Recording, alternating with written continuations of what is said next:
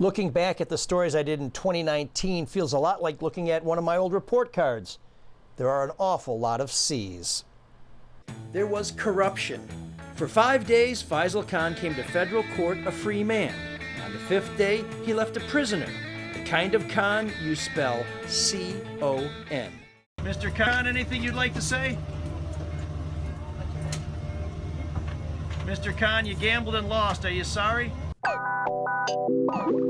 There were crazy capers. The man you are watching is trying to act normally, but there is nothing normal about what happens next. He walks up to a glass box containing Noodle, the 4.5-foot python, then calmly, coolly stuffs the snake into his trousers. Employees didn't catch on to the caper until a buyer came for the python. Immediately started looking around, checked the cameras, but we just thought he got out. And there was Carmack. Bob Carmack. Lots of Bob Carmack. Carmack is scheduled to go to trial early next year on allegations that he cheated the city out of land he later sold for $1 million. But I started this year talking with Carmack about his secret effort to resolve a dispute with Mayor Mike Duggan. In one of the more bizarre stories I've covered, Carmack dispatched attorney Todd Flood to see what the mayor would give him for, well, for what was never exactly clear. Hello. So, yeah, I'm here. I know. I'm here. I'm just thinking. So, I talked to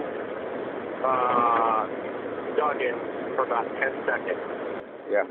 He says, Todd, let's assume I can do whatever he wants me to do. What's next? The mayor told me he was only trying to set up Carmack. My attorney came back after having several law enforcement conversations. He said this: don't talk to Carmack, don't meet with Carmack, but if somebody approaches that you can get him to make a specific demand, that would be good evidence. Did you ever seriously consider settling this privately? No, of course not. But I would have liked to have gotten evidence that we could have shared along with the other evidence that we had gathered. In the end, there was no deal, and state police didn't charge Carmack. Instead, in a separate matter, Carmack went to court to defend himself against charges he tried to steal this piece of land once owned by the city of Detroit. As I said a moment ago, that case is ongoing to the chagrin of Carmack's lawyers. It's so outrageous. Okay, gotta go. I spent a lot of time in courthouses with judges, and a fair amount of time with a judge accused of covering up the abuse of her grandchildren by their father, who is also her son. There are people who would say if these kids were beaten so badly and so regularly and left with so many marks, how did someone with your pedigree miss it? Well, I think the assumption there is that what you just said is true. A different judge found Judge Green's son, Gary Davis Head, guilty of child abuse. Wayne County Judge Paul John Cusick sentenced him to 4 to 10 years in prison with a lesson in life thrown in. Fathers are supposed to make sure that their children are protected from harm and protected from having to suffer pain. That's basically the #1 obligation of a father.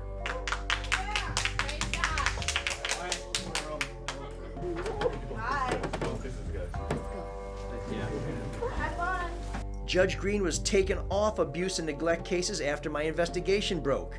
She has since been removed from family court and assigned to hear criminal cases at the Frank Murphy Hall of Justice.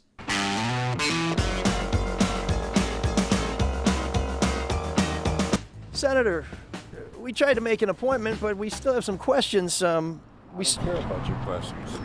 You don't care about our questions? That's right. But you spent almost Give my good side now. Jack Brandenburg ran his last campaign for office in 2014.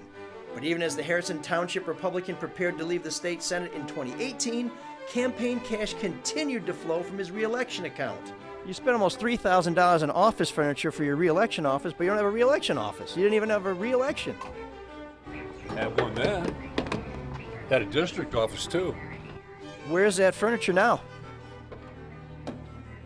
In my office. But you don't have a district office now or an election office, do you? I'm gonna give it to charity. A couple months after our encounter, Brandenburg filed a new campaign finance report. There was no indication he donated that furniture to charity. I called for an explanation. Brandenburg never called back. I guess he still doesn't care about my questions. Well, you have a man who's been convicted of multiple felonies, who's been accused of sexually harassing one of his employees, and now he's working with the schools? You don't see something that may raise some eyebrows? Those were just a few of my questions for Highland Park School Board President Alexis Ramsey. Ramsey recommended her friend and 8-time felon Brian Banks for a job recruiting students. The disgraced former state lawmaker was paid about $10 grand for his work in Highland Park. Ramsey's endorsement of Banks drew criticism from 2 fellow board members and a Fox 2 Problem Solvers investigation by yours truly. If I knew this would be the reaction, I would not have given Brian Banks' name. And let me say that. But, you know, hindsight is 20/20. If all these investigations bum you out, here's a little good news. In 2017, I exposed the decrepit condition of the home Detroit City Councilwoman Raquel Castaneda-Lopez shares with some relatives. We can't believe a city councilwoman lives in that house. Castaneda-Lopez claimed there were no problems with her home. City inspectors disagreed. In the 2.5 years since I pointed that out, the councilwoman's home has transformed from an eyesore to a home where you can at least go without worrying about falling through the porch.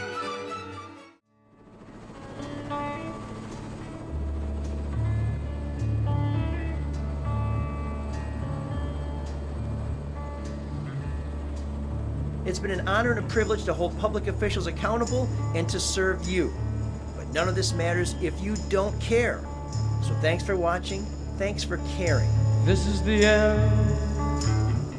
And let's make sure officials remember their priority should be public service, not self-service. That's my vision for 2020. For Fox 2 News, I'm M.L. Elrick. My only friend, the end.